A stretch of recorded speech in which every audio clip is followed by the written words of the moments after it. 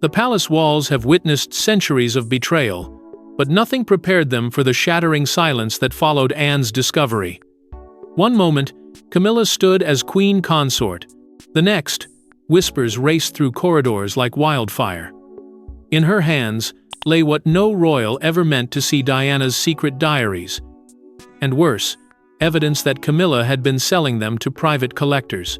This was no misunderstanding. It was treachery, and Anne had caught her red-handed. Before we go deeper into what this really means for the royal family, make sure to subscribe so you don't miss a single update.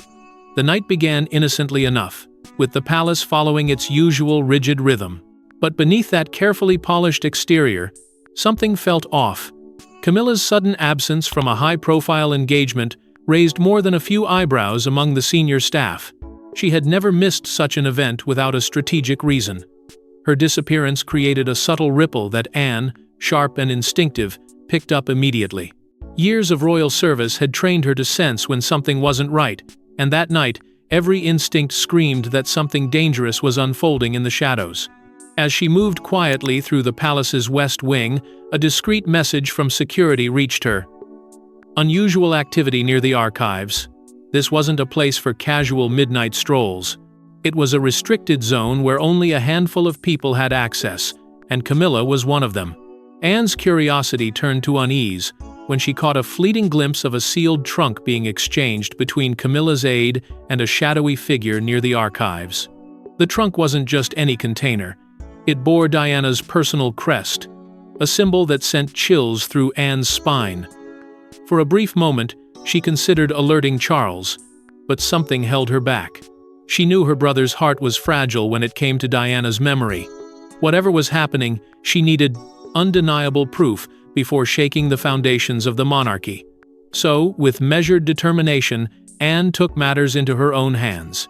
Inside the archives, beneath layers of dust and forgotten royal records, she found it. A single, leather-bound diary, unmistakably Diana's. The handwriting, the ink, even the faint scent of old paper carried the weight of a voice long silenced. Anne froze, holding the diary as if it were a live grenade. This wasn't merely a misplaced document, it was evidence of something unthinkable. Her mind raced as the palace clock struck midnight. How many more diaries were hidden? Who had already seen their contents? And, more dangerously, who else had profited from them? The magnitude of the betrayal began to unfold in her mind. Camilla, the woman who once fought for acceptance inside these very walls, now stood accused of desecrating the legacy of the one woman whose shadow she could never escape, Princess Diana. But the diary was just the beginning. What Anne was about to uncover would shake the monarchy to its core. Diana's words were never meant for the world's eyes. Raw confessions, coded warnings, and personal accounts of palace power games. Hidden after her passing, these diaries were said to contain truths too dangerous to publish. Now, decades later, Camilla had them. And she wasn't protecting Diana's memory, she was profiting from it. The diary Anne held in her hands wasn't just ink on paper. It was a voice from beyond the grave. A voice that had once shaken the monarchy to its core and still carried enough power to do it again. These diaries were supposed to be locked away in a private royal vault, a place where only a select few had access. Their existence was known only to the highest echelons of the family, guarded not just for security, but because what lay within them could alter the public's perception forever. These weren't ceremonial reflections. They were Diana's unfiltered thoughts, entries, written in moments of pain, clarity, and rebellion. Within palace circles, whispers of the diaries had lingered for years like an unspoken curse. Servants spoke of explosive accounts, aides hinted at untold betrayals, and some even feared the pages documented secret affairs that had been carefully buried from public knowledge. These were not idle rumors. They were the fragments of a truth so potent that if exposed, it could dismantle carefully built royal narratives piece by piece. Anne's mind drifted back to those quiet nights at Windsor, where she and Diana would share tea away from the noise of public scrutiny. Diana, often vulnerable but sharp as ever, had once said, "Some things are too dangerous to speak aloud, Anne, so I will write." At the time, Anne dismissed it as Diana's way of coping with the suffocating royal life. But now, holding the diary, those words took on a chilling new meaning. This wasn't just a record, it was a warning Diana had left behind. To verify the authenticity, Anne discreetly ordered forensic checks. The results were undeniable. The handwriting matched perfectly, the ink composition dated to the exact period when Diana was alive, and even the pressure marks on the paper bore her signature style. This was no forgery.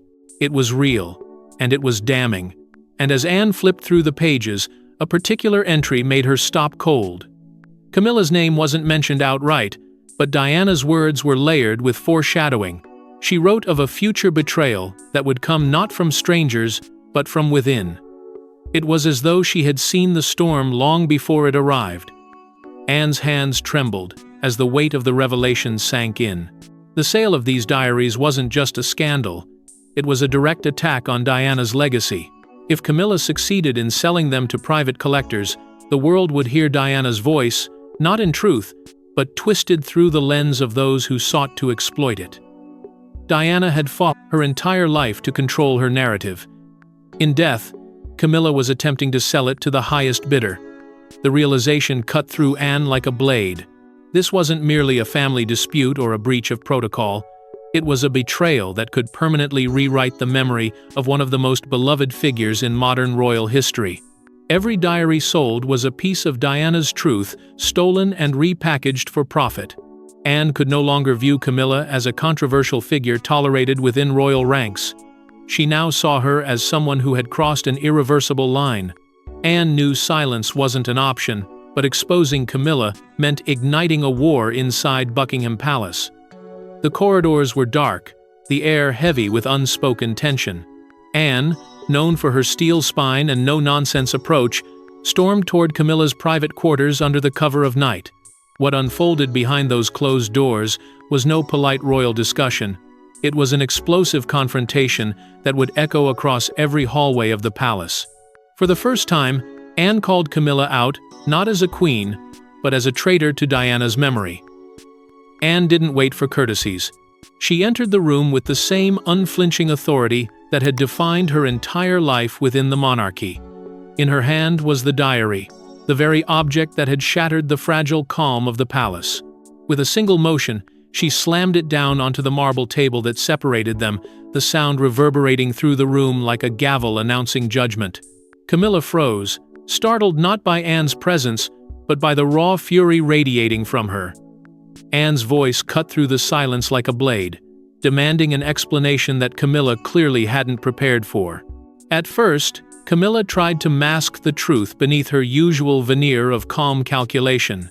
She feigned ignorance, asking questions as though she were the one being wronged. Her words dripped with feigned surprise, as if Anne's accusation was some baseless paranoia.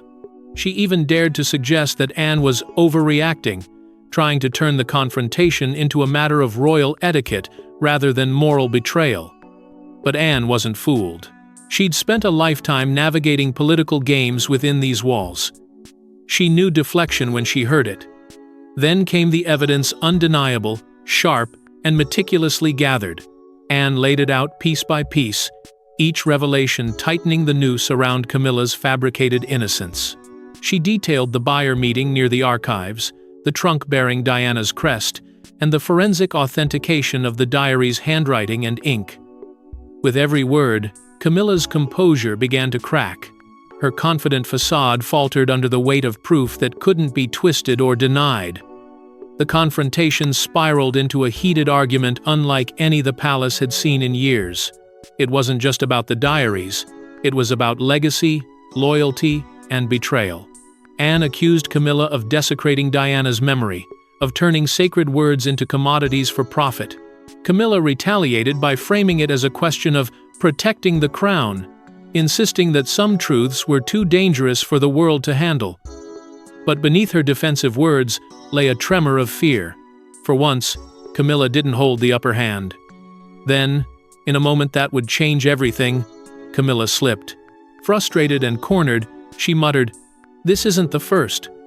It was a small phrase, almost lost in the heat of the exchange, but to Anne, it was a confession louder than any scream. Her eyes hardened as she realized the betrayal went far deeper than she'd imagined. This wasn't an isolated incident, it was part of a larger, deliberate scheme that had been ongoing for years. Anne stepped closer, her voice steady and icy, carrying the weight of royal authority and personal vengeance. She delivered her ultimatum with the precision of someone who never bluffed. "Either you confess," she warned, "or I will." There was no room for negotiation, no hint of compromise. Camilla understood at that moment that Anne wasn't threatening, she was promising. But Camilla had underestimated Anne's resolve and overestimated the loyalty of those around her. By morning, the palace was no longer silent. Servants whispered in corridors, aides exchanged worried glances, and senior royals locked themselves behind closed doors. Anne's confrontation had set off a chain reaction. What began as quiet suspicion now roared like thunder across the royal household, and at the center of the storm stood Camilla, cornered, exposed, and rapidly losing control of the narrative. The events of the previous night hadn't stayed hidden for long. Within the rigid hierarchy of palace life, secrets have a way of seeping through cracks like water through stone. It started with a few hushed conversations among senior aides who had overheard fragments of Anne's furious exchange with Camilla. By dawn, those whispers had multiplied, racing down servant corridors, through private offices, and into the ears of those who mattered most. The monarchy, usually so disciplined at containing its scandals, suddenly found itself facing an uncontrollable blaze of speculation. Prince William was among the first to be quietly briefed. At first, he didn't believe it. The idea that Camilla, the woman his mother had once called her greatest rival, was now allegedly selling Diana's private diaries, felt like a betrayal too cruel to accept. But when the evidence was placed before him, the recovered diary, the authenticated handwriting, and Anne's account, his fury was immediate and visceral. Those diaries weren't just pages to him, they were his mother's voice, her pain, her truth. And the thought of them being sold to strangers for profit reignited wounds that had never fully healed. Catherine's reaction was quieter, but no less powerful. She sat with Anne as she turned the delicate pages, reading Diana's words in silence. Witnesses later said she wept without speaking. Her tears weren't just for Diana, but for the legacy being tarnished in real time. For a woman who had stepped into Diana's shadow and carried that weight with grace, this betrayal struck a deeply personal chord. It wasn't just a scandal, it was a desecration of memory. Meanwhile, the palace's senior advisors scrambled to contain the fallout before the press caught wind. They convened emergency meetings behind closed doors, attempting to create a strategy. But there was no script for this kind of treachery. How do you defend a queen consort accused of selling the late princess's private words? Every option seemed disastrous. If they denied it, Anne could expose the truth. If they admitted it, public outrage could tear through the monarchy like a storm. In the middle of the chaos, Camilla made her move. Desperate to regain control, she tried to call Charles to her side, hoping his loyalty would shield her as it had so many times before. But this time, the hesitation on the other end of the line spoke volumes. Charles didn't rush to her defense. He didn't issue orders to silence the whispers. For the first time, he paused, and that pause told Camilla everything she feared. Then came the most devastating revelation of all. Palace security, in their ongoing investigation, reported additional missing trunks. It wasn't just one diary. It wasn't even a handful. The evidence suggested that several volumes had already been taken out over the years and likely sold to private collectors, disappearing into the shadows beyond the crown's control. The scale of the betrayal was far greater than anyone initially realized. With whispers spreading faster than Camilla could control, the inevitable showdown moved to the one man who could seal her fate, King Charles himself. King Charles had weathered scandal before, but this cut deeper than any headline. Diana's words were sacred to him, part guilt, part love, part memory. And now, the woman he had crowned beside him stood accused of selling them to strangers. Alone in his study, Charles read the diary Anne recovered. Each word hit like a dagger until he finally whispered, "She knew." For years, Charles had avoided reopening the past. Diana's diaries were locked away not just to protect the crown, but to protect his heart. Their relationship had been a storm, passionate, painful, and public. Reading her private thoughts now was like stepping into the eye of that storm all over again. The ink on those pages had faded with time, but her voice leapt out with startling clarity. She spoke of love that turned to disillusionment, of betrayals she foresaw, and of a future where truth would be her weapon, even if she wasn't there to wield it. As he turned each page, flashbacks surged like waves. He remembered their first encounters, the fragile smiles in front of cameras, the quiet arguments behind palace doors, and the moments when Diana's pain was clear, even if unspoken. In public, they were symbols. In private, they were two people trapped in a gilded cage. She had trusted the diaries more than those around her because ink could not betray her the way people had. And now, seeing those same diaries exploited by Camilla, someone who had been part of that tangled history, felt like a betrayal that was both personal and political. Summoning Camilla privately, Charles hoped against hope for a denial. A simple, firm rejection that could allow him to believe this was all a misunderstanding. But what he received was a series of evasions, half-truths, and carefully chosen words. Camilla spoke of financial pressures and misinterpretations, as though centuries of royal integrity could be reduced to accounting errors.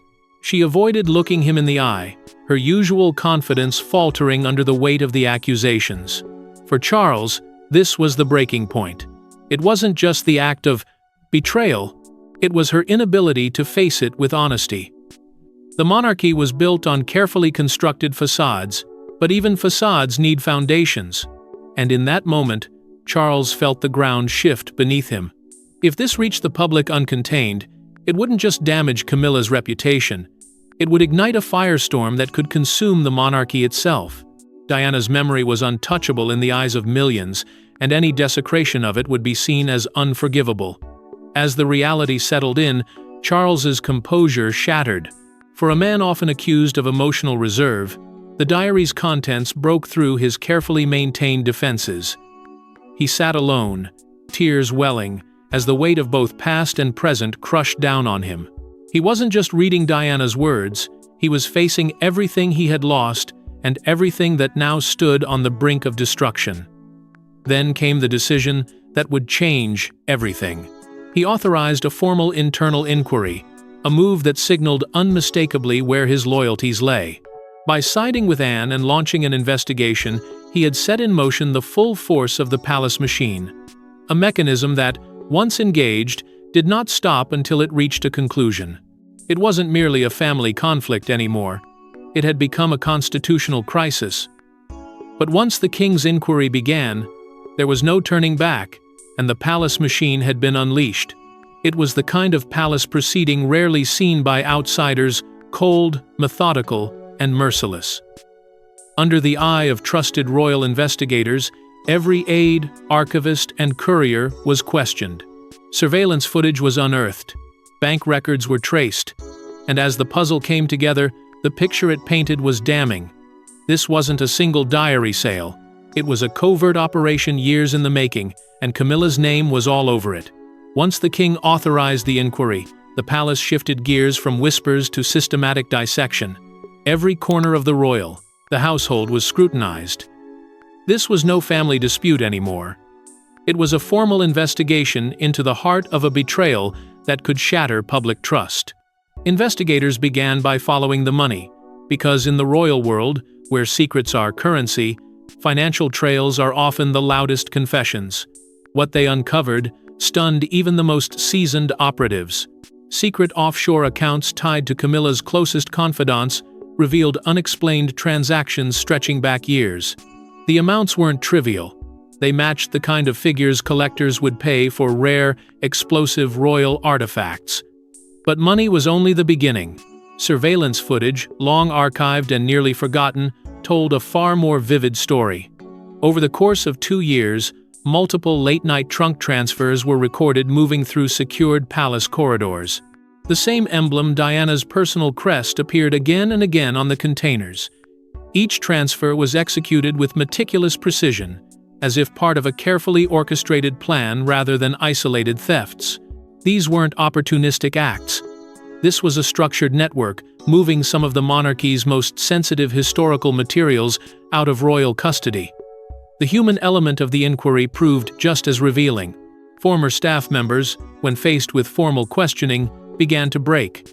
Under oath, several admitted to being paid to look away. Some claimed they were threatened with dismissal.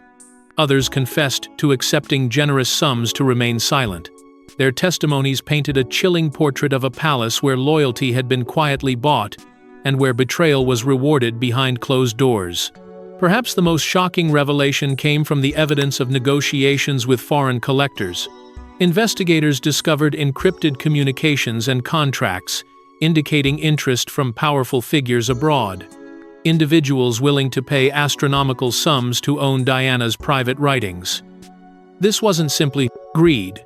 It was a deliberate attempt to control and privatize her voice. Every transaction chipped away at the monarchy's moral foundation, turning Diana's personal pain into a lucrative commodity traded in shadows.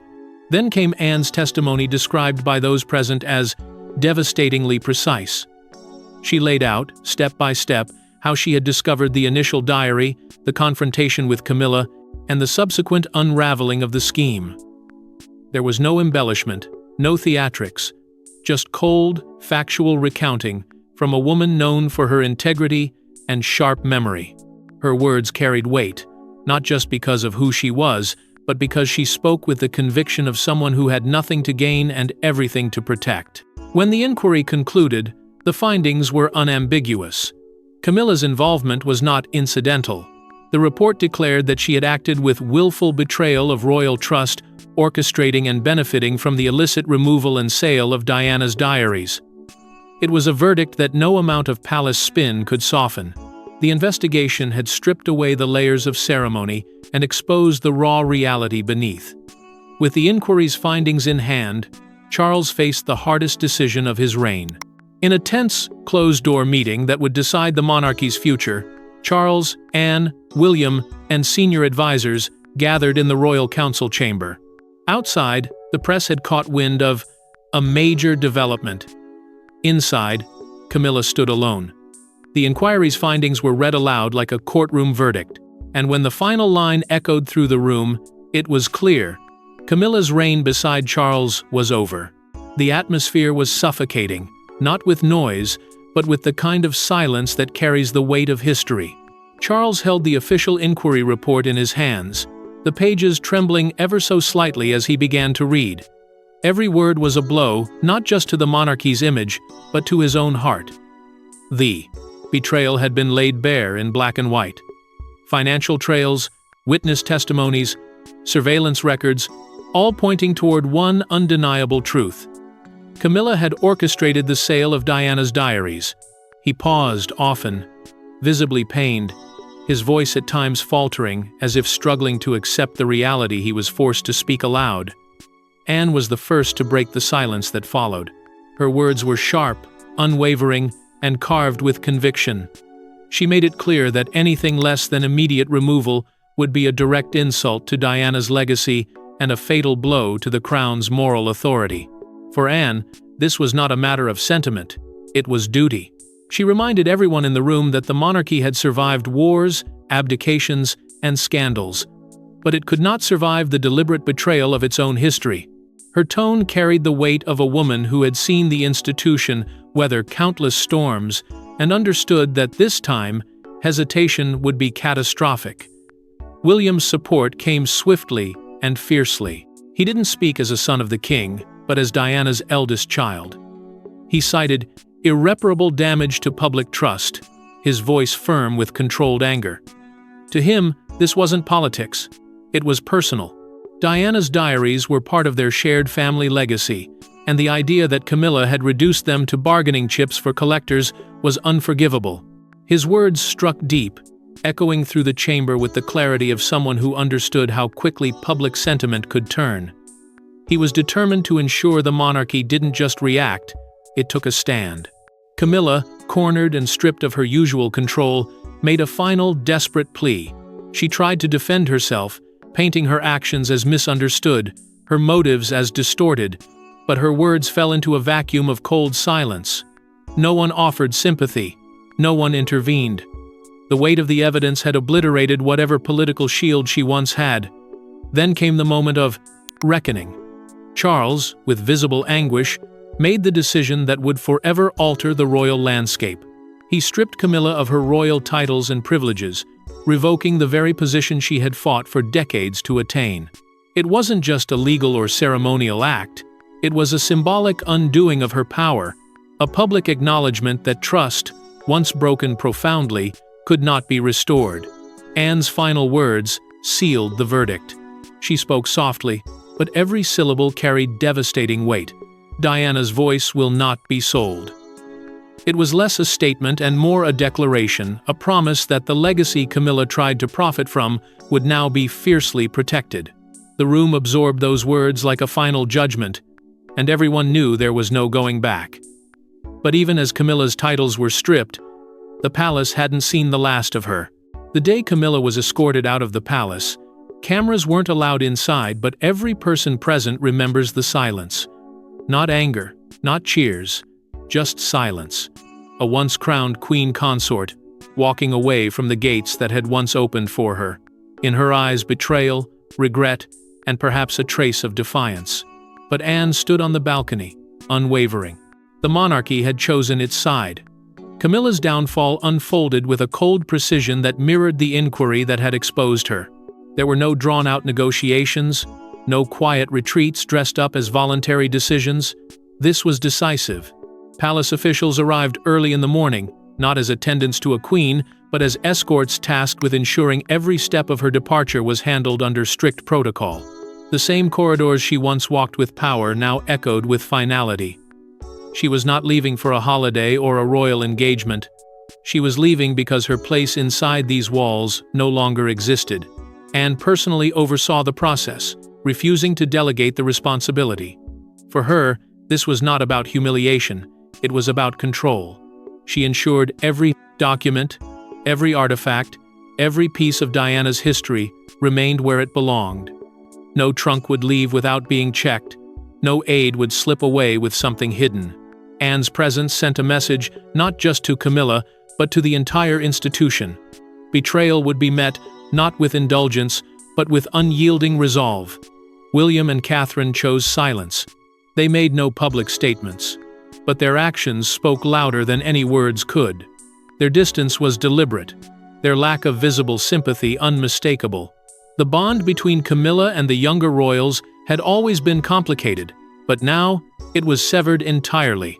At events following the verdict, their posture, their expressions, even their restrained interactions made clear that reconciliation was not on the table. Meanwhile, the palace prepared the public for the inevitable. A carefully crafted statement was released, avoiding direct accusations but making its meaning unmistakable. It referred to a profound betrayal of trust and a breach of sacred responsibility. It didn't need to name Camilla. The world already knew. The monarchy, often criticized for silence during crises, had chosen its words with surgical precision, enough to acknowledge the gravity without inviting further chaos. The response was immediate. Former allies and loyalists who had once championed Camilla's position began to distance themselves overnight. Invitations were rescinded, public support evaporated, and the networks that had helped elevate her to the throne quietly erased their association.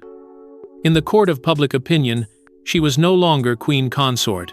She was a figure who had crossed a line no one dared defend. Outside the palace gates, the press swarmed like a restless tide, waiting for a statement that never came. Camilla, once a skilled manipulator of public perception, remained utterly silent. No tears, no apologies, no televised interviews. Her silence spoke volumes. Whether it was pride, bitterness, or strategy, no one could tell, but it made the moment all the more striking. But even in disgrace, Camilla's betrayal left behind ripples that would reshape the royal family's future. In the end, it wasn't Camilla's schemes or Anne's fury that defined this saga, It was Diana's voice. Through her diaries, long hidden and nearly lost to greed, the world heard her once more. Her words, raw and unfiltered, became a beacon of truth inside a palace built on silence. And as Anne locked the recovered diaries back into the royal vault, one thing became clear. Diana had the final say. The restoration of Diana's diaries was carried out with solemn precision. Anne personally oversaw the process, ensuring that every page, every letter, every trace of Diana's private world was returned to its rightful place. It wasn't just an administrative act, it was a symbolic reclaiming of what had been stolen. For Anne, this was the closure of a betrayal she had witnessed unfold piece by piece, a betrayal she refused to let define the monarchy's legacy. By locking those diaries away once again, she wasn't burying Diana's words, she was protecting them, ensuring that their power remained intact, untarnished by greed. But this time, the royal family made a different choice. Instead of keeping everything sealed, select excerpts were prepared for a controlled, respectful public release. It was a deliberate act to honor Diana on her own terms, to let her speak in a way that was truthful yet dignified. Every word chosen reflected not palace spin, but her unfiltered perspective. The decision marked a turning point. For decades, the monarchy had been accused of hiding, of managing narratives behind closed doors. Now, by allowing Diana's voice to emerge, they were embracing transparency in a way that was both strategic and deeply emotional. William's role in this final chapter was quiet but profoundly meaningful. In a private ceremony, away from cameras and spectacle, he honored his mother's memory. He stood not just as the future king, but as a son paying tribute to the woman who had shaped his heart and values. Those who were present described it as a deeply moving moment where duty and love finally aligned. William understood more than anyone that Diana's legacy wasn't just royal history. It was living memory, still beating in the hearts of millions who had adored her. The public's reaction was immediate and powerful. Anne's decisive actions, once seen as cold by some, were now hailed as heroic. She was celebrated as the guardian of Diana's truth, the one who had confronted betrayal and restored dignity where it had been stripped away. Across the country and beyond, people felt something rare: respect for the monarchy's willingness to protect, rather than silence, the woman who had so often been marginalized within its walls. Meanwhile, Camilla retreated from public life entirely. Her name, once associated with a carefully crafted image of resilience, was now permanently scarred. No amount of rehabilitation could undo the damage. Her silence became her legacy, a stark contrast to Diana's voice, which now resonated louder than ever. The monarchy, shaken but not broken, began to rebrand itself around a new foundation: truth and legacy. Diana's memory became central to this transformation. No longer just a tragic figure from the past, she emerged as a moral compass, a reminder of accountability within an institution built on centuries of tradition. Her words, once hidden in the dark, became the light guiding its future. The scandal that began in silence ended with Diana's voice echoing louder than ever. Thanks for watching. Don't forget to like and subscribe, and we will see you in the next one.